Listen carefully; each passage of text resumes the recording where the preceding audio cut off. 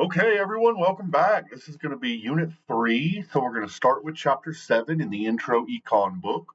It's going to be market-based economic instruments. This Chapter 7 will be a little bigger, 8 and 9 will be a little smaller, and then that awesome uh, energy agency report will be the last lecture of the unit. Okay, so section 7.0, basically, the intro to Chapter 7. They're going to focus on environmental outcomes. I wanted you to sort of keep in mind that economic laws, energy market laws, and energy laws themselves related to the environment can have a lot of sort of different goals, a lot of mechanisms, a lot of moving parts, and a lot of organizational origins, right? And so the fact that different institutions like the EPA, the Federal Trade Commission, all of these sorts of things sort of get involved in these without communicating with each other can cause problems or confusion, etc. And we know that markets sort of hate confusion, right? Like uncertainty is very bad for economics generally. Okay.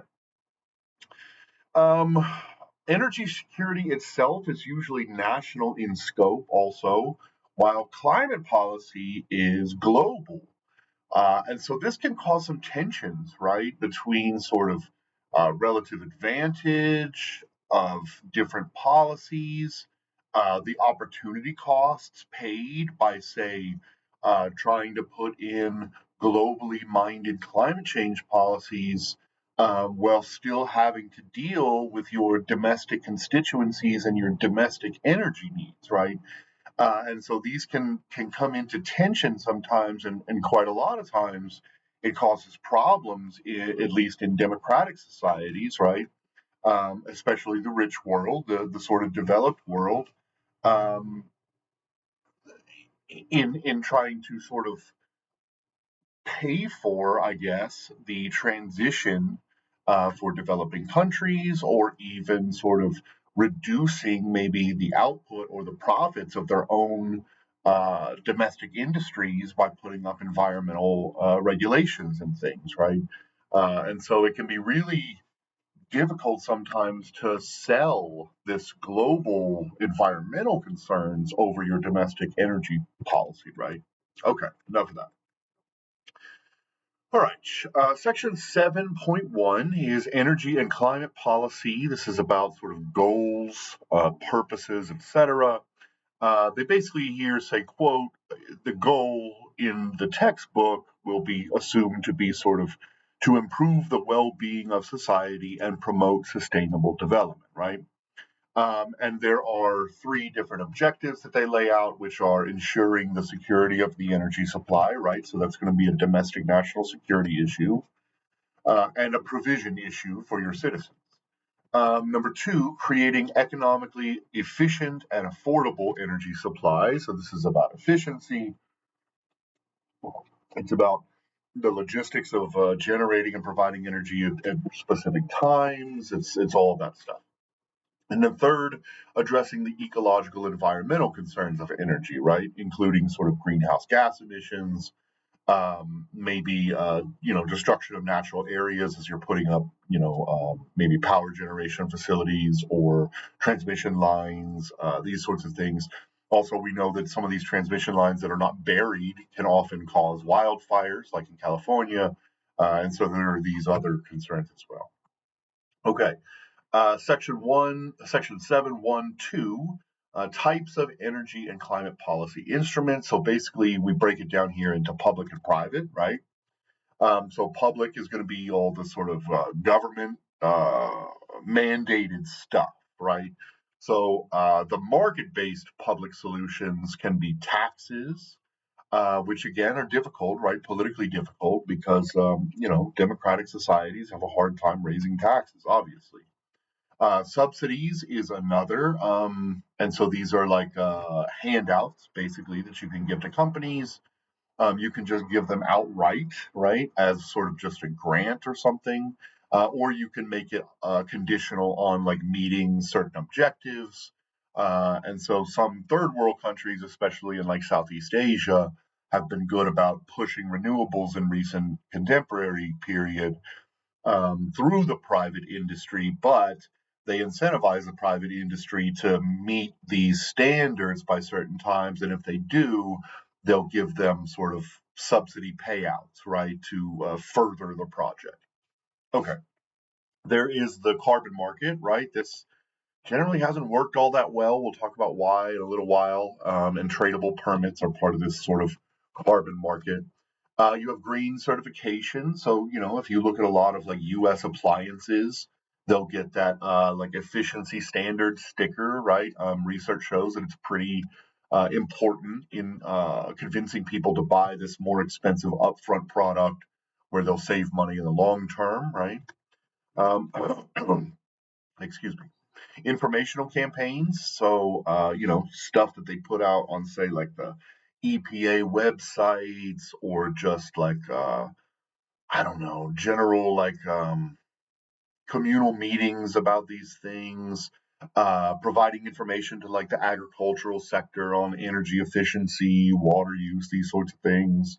And then you have like the property rights and protected land on the other end of that sort of spectrum too, right?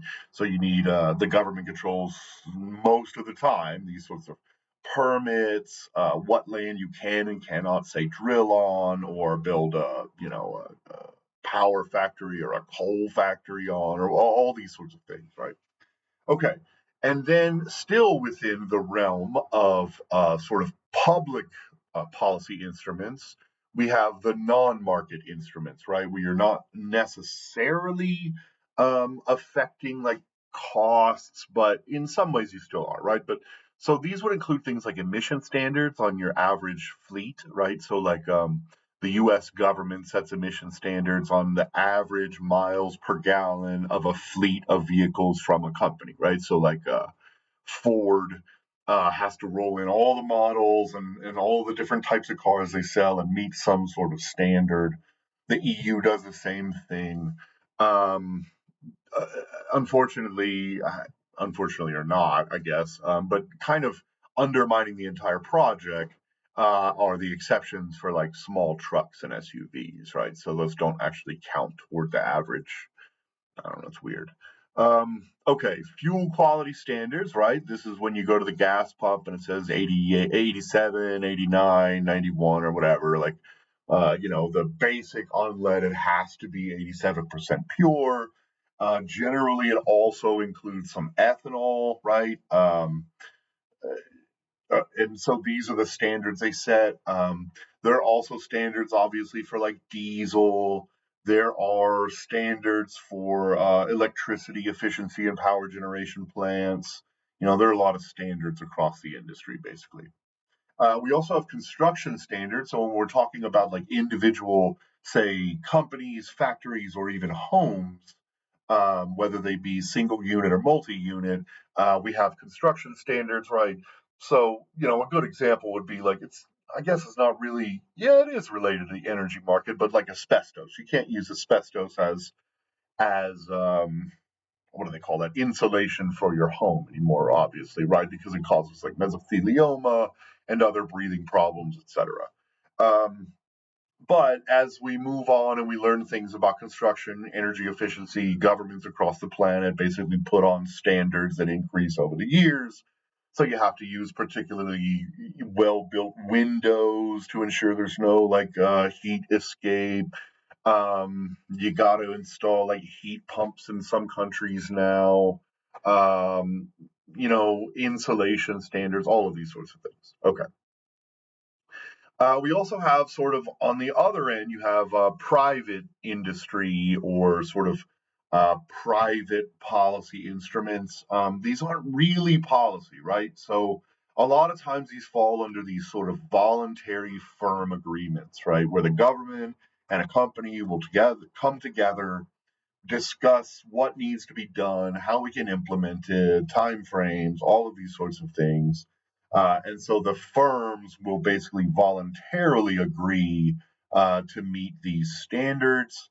It's not set in stone though, right? And so a lot of times there aren't any fines or fees built in, etc.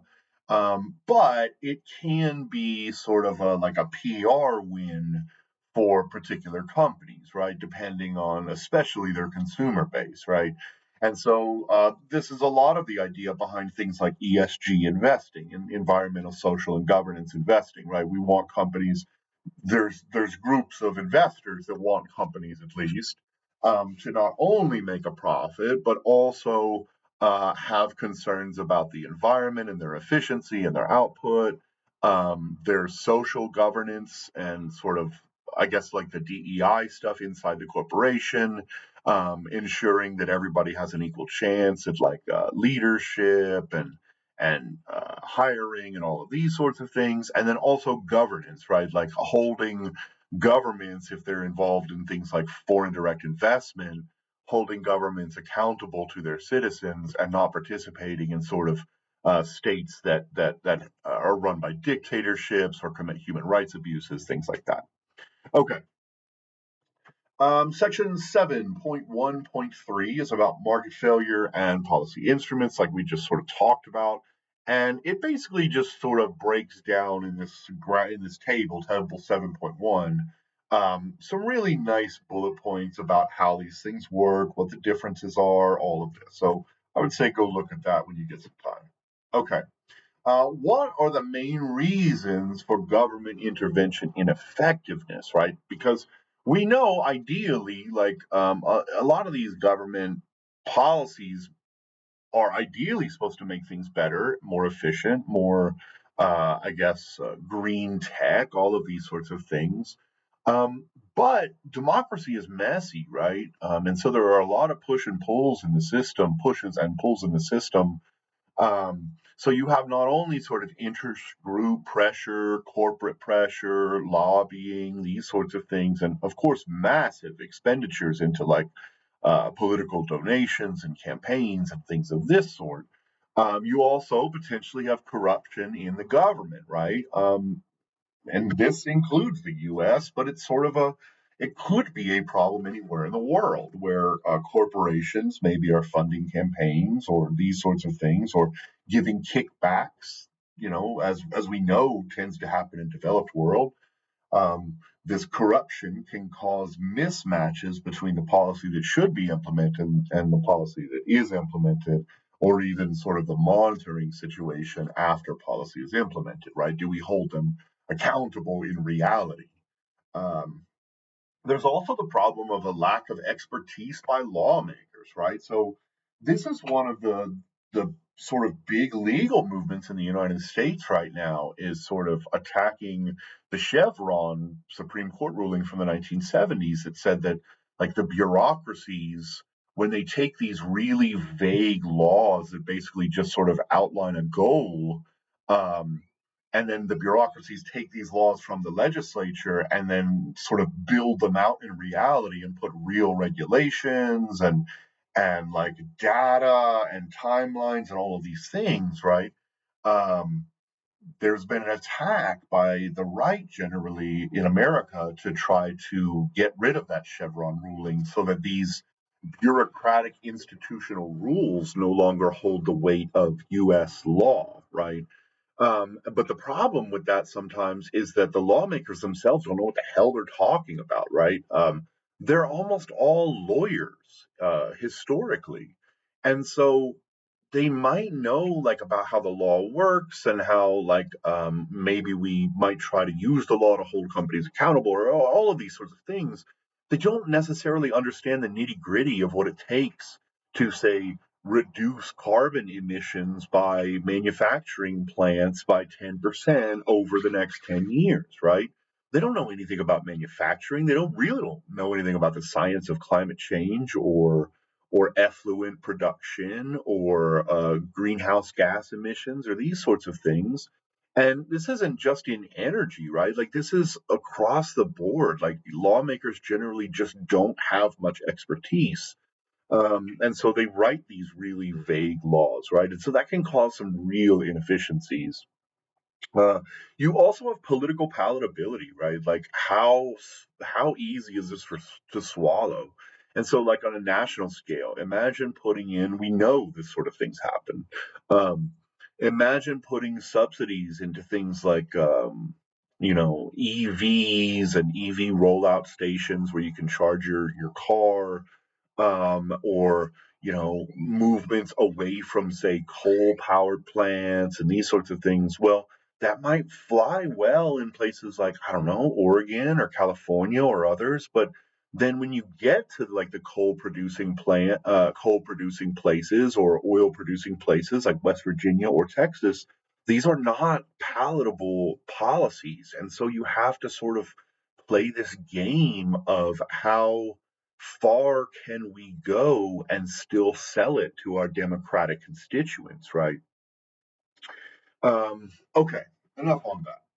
All right, section 7.2, monetary market based instruments.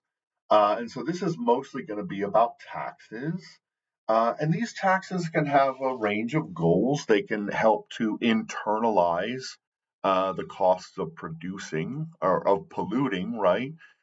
Sometimes, if you start taxing, say, output of pollution, say, the greenhouse gases that are being put into the atmosphere, um, then companies will have an incentive to try to reduce that cost. Now, you also have to figure out, like, first of all, you have to make the taxes high enough so that it actually incentivizes the reduction of greenhouse gas emissions, right? So if you make a very low tax, then it might be optimal for the company to simply pay the tax and continue on, right? You also have problems with monitoring, right? Like somebody has to set up the monitoring system, and then finally you have a problem with the the tax has to be high enough, not only so they need to so that it's in the tax needs to be high enough so that it incentivizes implementing new technology and stuff to reduce output of, say, greenhouse gas emissions, but it also has to be high enough not only to make it unprofitable, but also um, where it covers the costs of implementing these new technologies, right? So this is a difficult thing to figure out where it is, and you'll read through that when they start showing these actual economic logical models, right? Trying to figure out where to place the proper place for taxation rates. Okay, it also relies on the government to use those taxes faithfully to actually reduce other environmental impacts, right? Instead of saying plugging it into like the Social Security hole or spending it on national defense or these sorts of things, right? So there are a lot of issues where these taxes might not work the way you want them to. Okay. Number two, they're supposed to incentivize corporations. Oh, yeah, we just talked about that. Sorry, I get carried away. Okay. So, what are the types of taxes basically that we can use? There are basically three that they lay out. There is a product tax, which basically just says that you pay a tax on every unit of output. So, say a metric ton of coal used to, keep a coal plant running, or a ton of plastic pellets, that's in that sort of middling stage before final production. You pay a flat tax on every single ton that you produce, basically. This isn't all that efficient, right? Because it doesn't necessarily incentivize any changes, right? Um, because the companies are still going to be producing those, and so you need to tie it some way into reduction over time. Pollution taxes are a little better at that, right? This is all about sort of output. Um, and this can be sort of carbon emissions taxes or petroleum byproduct taxes, or say like taxes on nuclear waste, or a number of different things, right? This is generally the most efficient way to spur innovation because, unlike the product tax, which is just based on flat output, this can reduce the tax per unit of output. So if you actually start reducing your emissions per unit of output, then it'll save you money over time, right? Whereas that product tax will not. The tax has to be high enough so that polluting is not cost effective. Obviously, we talked about that a minute ago. So you got to find that sweet spot where you're not like driving them out of business, but you're also incentivizing them to make some changes. Um, and then on the other end, it's not so low that they just continue operations as usual and pay the tax, right? Generally, the way that these work is that they increase over time, right? So that companies have time to make these changes, to supply these sorts of technological innovations, to implement them into their plants, these sorts of things. So they'll be on like a timeline over many years or decades. Um, but like we kind of talked about above, one of the biggest problems with this is the monitoring infrastructure, right? The monitoring infrastructure can be expensive because requires metering. It requires maybe new technologies to be able to actually put numbers on these polluting output or whatever.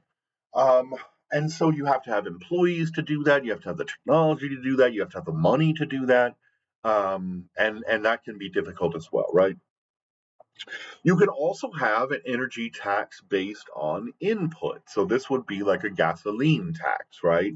And I did a little bit of research here because I was interested. And so the American gasoline tax, first of all, the federal rate is flat at 18.4%, right? So you pay about 18.5% additional on your gallon of gas to the federal government. And then the state taxes add on top of that. So you have a low of about 8%, that's Alaska, to a high of 58%, that's Pennsylvania. And then Texas is middling at about 20%, just above the federal rate. So in Texas, when you buy a gallon of gasoline, you're paying a 38% increase on the actual cost of the gallon of gasoline. 18% goes to the federal government, 20% goes to Texas. Now, these can get pretty extreme in Europe, right? In Denmark, and the way that most of Europe does it, it's an excise tax. So you pay per gallon instead of a percentage of the price. High price of gasoline, say $8 a gallon, which is pretty normal in Europe. $8 a gallon will cost you the exact same fee as a $4 gallon of gas, depending on whatever. It doesn't change, right? So in Denmark, you pay $3.50 in excise tax per gallon. Man, that is high. Okay. Section 7.2.2 subsidies. So subsidies are another way that uh, the government can use sort of monetary tools to affect behavior or incentivize behavior. Um, and it says here basically the quote from the book was such subsidies are implemented to encourage the adoption of energy efficient technology, promote the use of renewables, or public financing of investment in adaptation to climate change that has a local public good character, right? So, adapting to climate change arguably is a public good, right? And so that's the sense that they use it here.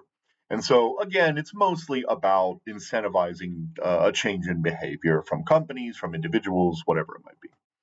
Um, all of that is about the transition, but I would also add that there are subsidies for lots of other things: power plant creation, oil and gas exploration, pipeline construction, deep water drilling, the construction of refining organizations, transmission wires in the electrical system, all of these sorts of things, right? The government generally provides a portion of a lot of this stuff, right? Okay. Section 7.2.3 is about sort of the cap and trade system that's still an ongoing experiment in Europe mostly. It's called the pollution permit trading system. Most people in the industry know it as cap and trade. So basically, what happens is a government, or say the EU, whatever it might be, sets a cap of the amount of pollution allowed in a year, right? And then they do some calculations and they tell every company, like, here is your allotment, right, in their borders. And they hand out permits basically for, portions of those allotments or whatever. So say company A has 1,000, company B has 1,000, right? Well, if company A um, can figure out how to reduce their emissions, then they can use the leftovers for their allotment for the year and sell them on the open market for a profit, so that companies who did not meet that standard um, can purchase those, right? And so it's supposed to be like a market oriented system for reducing these things. And then once all of these permits are used for the year inside the country, if there's still effluent happening or pollution occurring or GHG gases being pumped into the atmosphere, then the government will step in and start giving companies fines, right? And the idea is that companies have an incentive to become more efficient so that they can sell off their extra permits to those companies who cannot and make a big profit. Um, and again, generally the way this works is that, like, every year or every couple of years, the permits in the system will reduce, right? And so over time, all of the companies are going to have to start doing this with their emissions. All right, that's about all I've got for you on this one. I will get chapter 8 up ASAP. Thank you for being here.